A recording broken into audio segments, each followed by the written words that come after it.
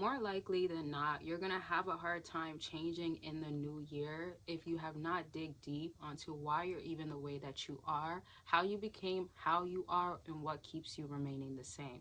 This is so crucial for you to understand because a lot of people don't understand how it stems from your childhood. That's why childhood wounds is a thing, and the traumas that you have, childhood traumas that you got to go ahead and look into. And that's why there's shadow work that happens for a lot of us, or everybody, let's say, should be doing it, but they don't.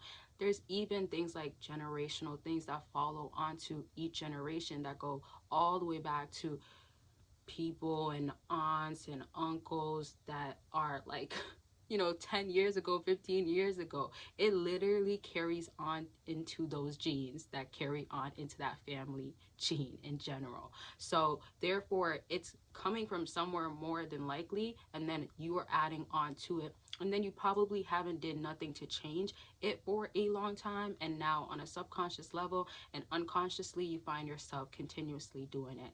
And so you're gonna have to make sure that you are so serious about changing this time around. And remember, days of crying, because it's so tough to keep changing and you want to go back to those old habits that needed and should have been left behind a long time ago, will happen. But you have to understand your why is the biggest purpose behind everything, and the process is actually the most important part, not where you end up, not the end result. Because if we looked at it that way, we would look at our goals every day, or how we're not where we want to be by this time, by this age, and be disappointed most times, or at that time. Because also every human being is going to have times when they look at something and it doesn't add up, or it doesn't make sense, or wow, it didn't reach the deadline. And that's normal to happen. Obviously, again, we don't want this to happen all the time, and so changes have to look like you're actually making real changes. And I want to start off with looking into your childhood wounds and things that you literally subconsciously have wired up in your mind and have not reprogrammed to do. And so this will look like you need to start going deep into what happened to you as a child. This is so crucial because some of us don't understand how maybe that trauma that we had, that time that somebody made you feel like you're unwanted. It could be getting bullied. It could be your parents saying things to you that made you feel like you're useless, you're unworthy. That literally carries on. That you have an attachment to that idea of you are not going to ever amount to something. And now it's time to change it into your motivation is going to come from understanding, firstly, this is what I was like, and it's okay that I felt that way, and love on that past self of yourself and why you even were like this the whole time. So, how you carried out and how it shaped you to have these experiences, and life is an experience, a human having an experience, of course, but not a human, but like a soul having a human experience. That's what you're having. Therefore, if you're going to be having that, each thing is an experience that you're just living for that experience, for that lesson or feeling that comes from it, the emotion that comes from it, right? So when you have all of that happen, you have to love on that experience to understand that you don't have to feel shame and guilt from it. A lot of times we literally minimize ourselves and are blocking things that are energetically supposed to come to us naturally, because we are so afraid to continue on, because subconsciously we believe that, okay, man, money, I can never keep it because my family had a poverty mindset all the time, and it obviously can carry on to you, right? Some people literally can have where, oh, I work really hard all the time, or I make sure I do this so I don't end up like that because that's all I seen growing up. Then there's also the aspect of, man, I can't keep a relationship going because I see my parents split up. Every relationship I get into, man, this person looks at me and says I'm not enough. It must be me. I'm the problem. And a lot of times, even if you are or not, there is still the part of you that has to love the person that you were before, when you didn't understand you are worthy of love fully, that you are okay to have relationships, experiences that end up the way that they are, or that you had that experience and yes, that it ended up like that, but it's okay that it ended up like that. So I feel like this is like the more crucial aspect to things, because when you take steps moving into the new year, so many people have programs. So many people are like, okay, in the 21 days, I'm gonna like have myself think differently, be different, and that's all that I need to do, and I'm gonna be great. And I'm gonna keep that going, that momentum, not understanding understanding that they're so broken, and not broken in the sense you're actually physically broken, but you're just feeling those emotions. I feel emotionally broken right now. I feel broken because I feel like every time I try or I start something, I don't finish it. That's okay to understand and have that awareness, but you have to start understanding that that was just the old you. When we're shifting into a new identity, that looks like I'm not dependent on, as they say, discipline over motivation, or it should be discipline, but I'm not just dependent on being disciplined. I'm not just dependent or trying to have that motivation. I'm not going to run to that video each time. Maybe on some days you have to push harder and you might do that extra and it could help you, but that's not what you want to be your core.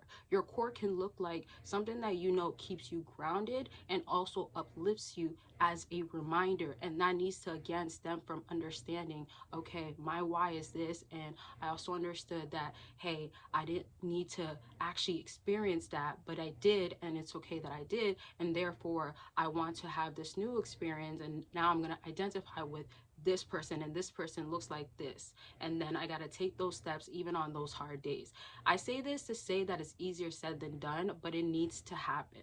And it needs to happen where you push yourself, but you want to mentally, spiritually align yourself so much that when it comes to those physical action, it's gonna align more, because again, you've actually done the other work that needs to be done. Because a lot of people physically continuously try to do that work and they depend on physically doing it, but you know that's not going to be enough long term.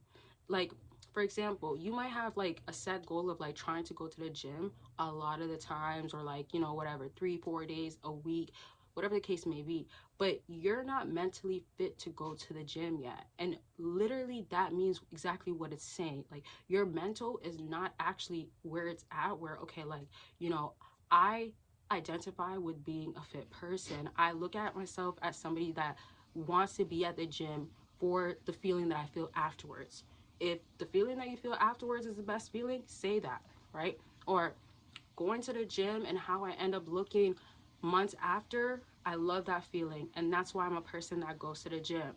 And this is so crucial because people like diminish the idea of affirming, not necessarily just affirmations, but affirming new identities that they can identify with. And therefore, when they're doing the actions, it all aligns in 3 planes of existence. And therefore, you have yourself naturally doing it. It doesn't have to be difficult any longer. People don't understand that their mental and their spiritual aspect matters way more than the physical, because literally your mind and how you think is going to be how the effect is going to be, like, because your mind is the cause. So cause and effect, if a lot of y'all heard of that before. Man, we're at 8 minutes. I didn't even know I was going to make this video a little bit longer. You see how I kind of like got out of like my character, I guess. But I'm gonna just say this, speaking of character, I want y'all to also recognize like that new identity is a new character you should create. So what does that character do? How do you identify with that new character? Does she wake up early? Does he eat this? Does he gym a lot? Does he make sure he puts money in his savings? Stuff like that. Now, I just threw that in there, but this video could be easily like, I feel like a whole hour, 2 hours. I love talking about this stuff, and I watch and learn and do the work for a lot of this stuff. Like even gratitude I didn't mention, but these things matter so much for me. And so you'll see a lot of videos like this. I want y'all to tell me what types of videos you want to see. I didn't mention earlier, but like, of course, consultations and all those other things, they're linked down below, so you could just check it out.